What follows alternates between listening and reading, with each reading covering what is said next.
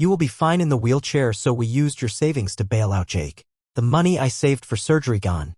I was the disposable son, but the worst part? I thought they won't be that cruel again. I still don't know why I picked up the phone that night. It was past midnight, I was already half asleep, and my dad's name flashing across my screen only meant one thing: trouble.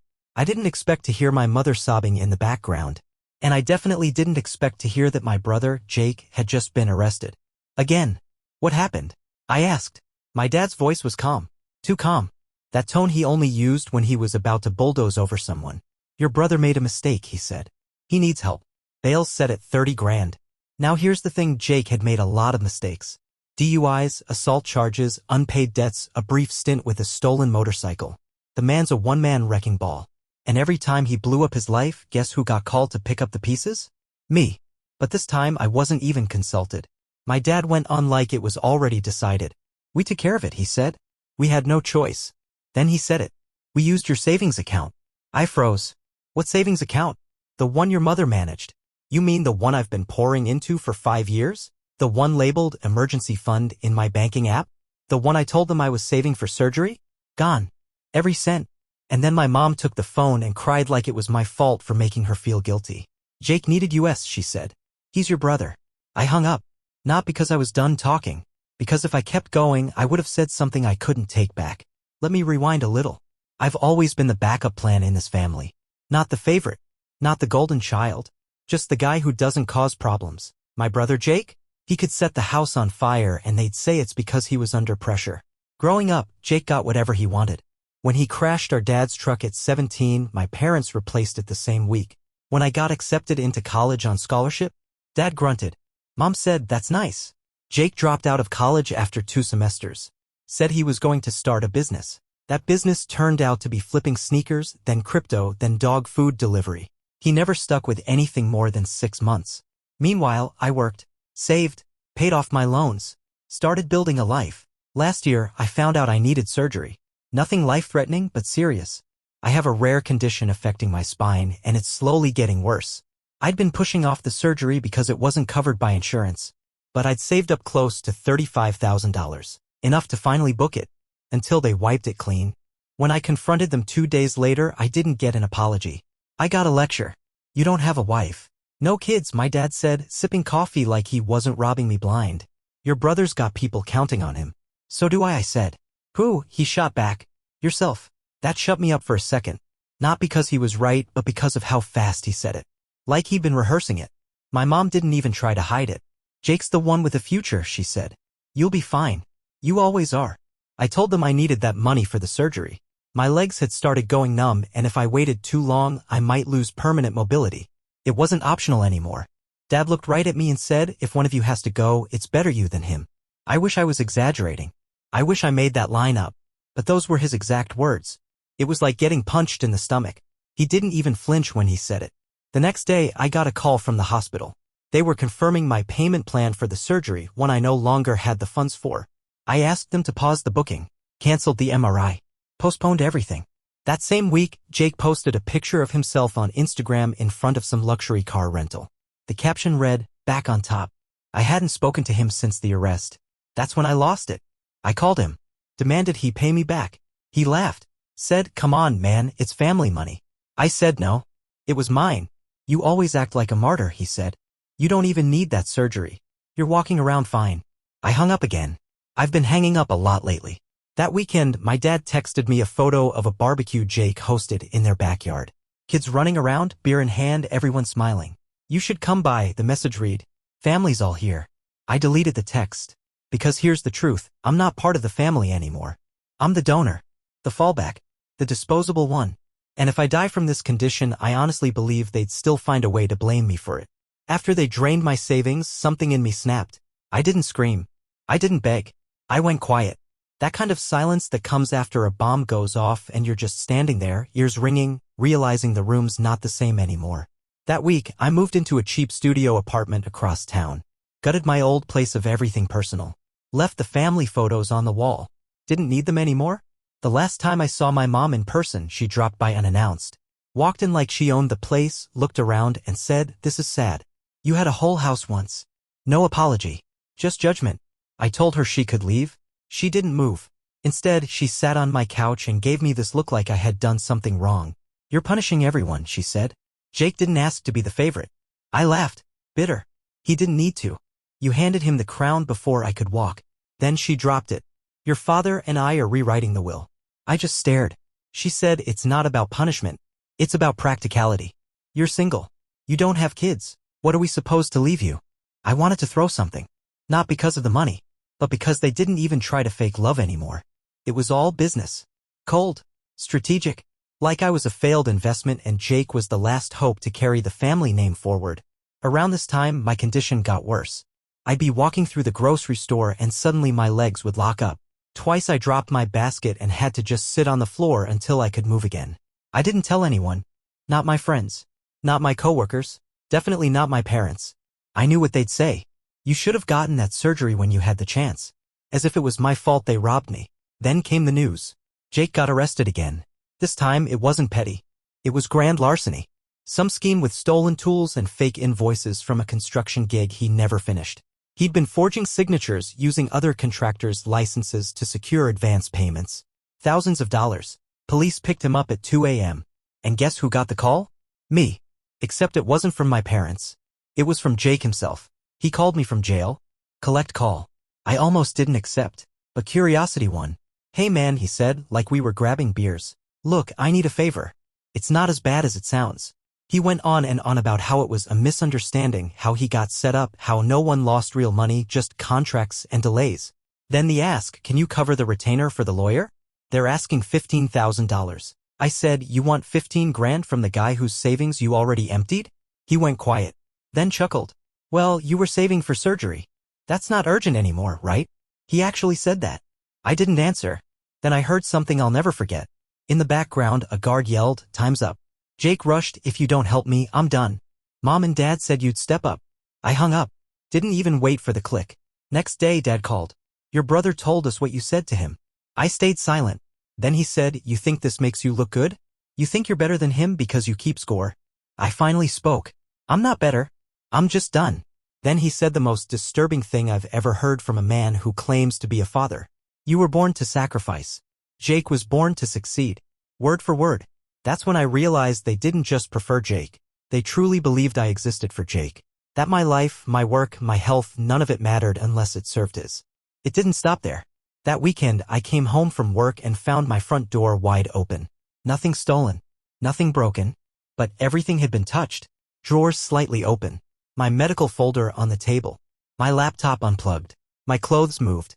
Like someone had been looking for something. I called the police. Filed a report. But with no cameras, no signs of forced entry, they couldn't do much. I changed the locks. And I didn't sleep for 3 nights. Monday morning, I get a text from my mom. A picture of Jake. Smiling. In my old hoodie. Caption, "Still a family. Always will be." I stared at it. Then I blocked her. A week later, I scheduled a consultation at a free clinic out of town. Explained the situation. Told them I'd been saving but lost the funds. The doctor looked at my scans and said, "You should have been on a surgery table 6 months ago." I asked, "What happens if I don't?" He said, "You'll be in a wheelchair by next year." I didn't cry. I didn't yell. I just nodded. Because deep down, I already knew. 2 days after I saw the doctor, I got a call from a number I didn't recognize. I let it go to voicemail. When I finally listened to it, my stomach dropped. It was Jake's wife, Amanda.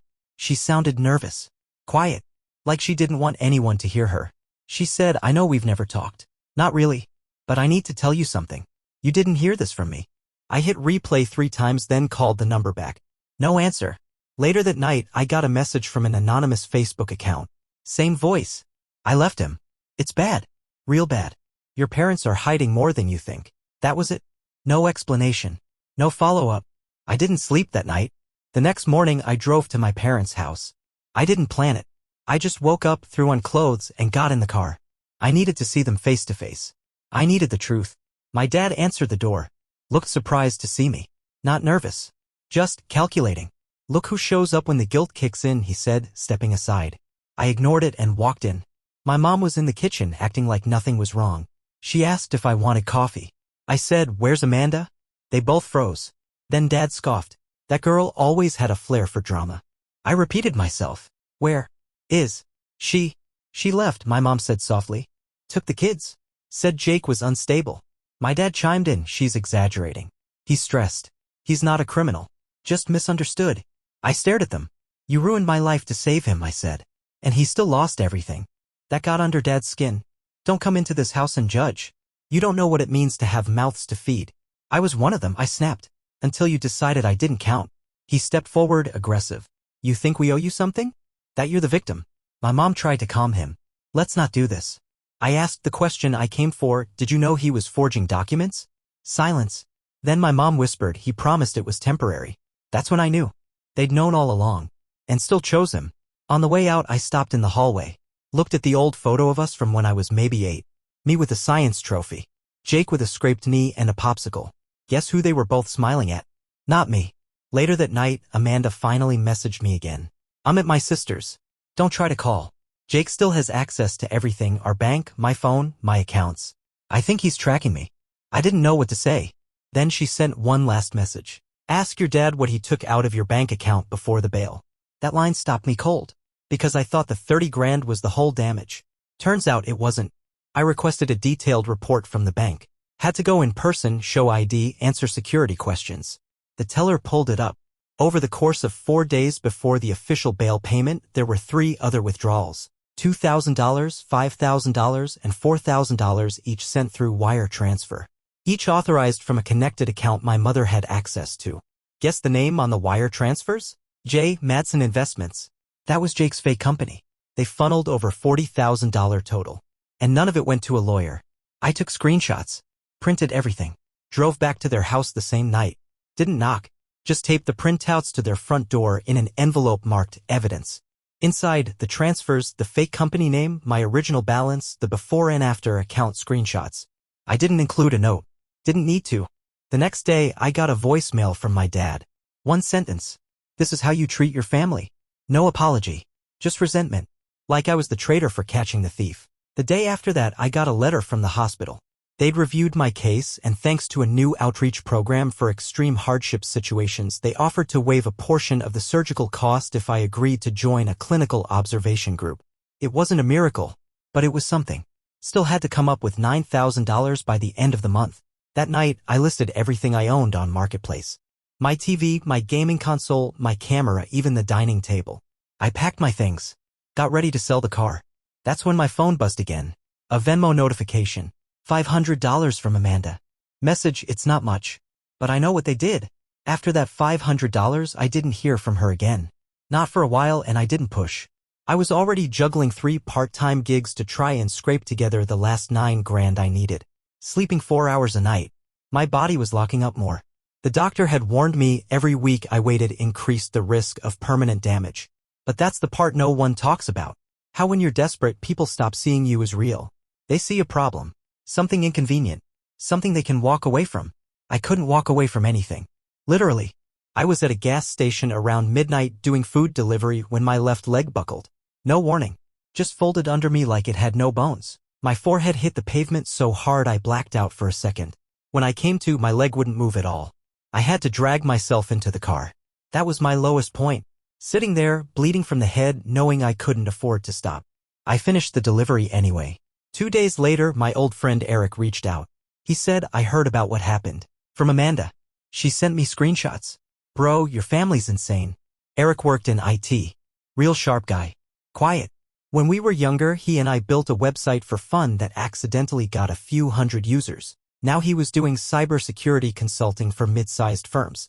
He told me he wanted to help. Jake's still active on his old platforms. He's not hiding well. I asked what he meant. Eric sent me a file. Inside were screenshots of email threads. Jake had been using an old domain he never deleted. That fake company name? J. Madsen Investments?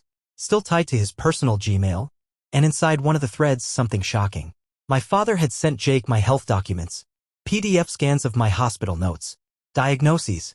The exact cost of the surgery. Subject line, let us know if this is still the plan. I had to read it 3 times. Let us know. They weren't just bailing him out. They were using my condition as leverage. I called Amanda. She didn't answer. But a minute later, she texted. I told Eric because I knew you'd believe him.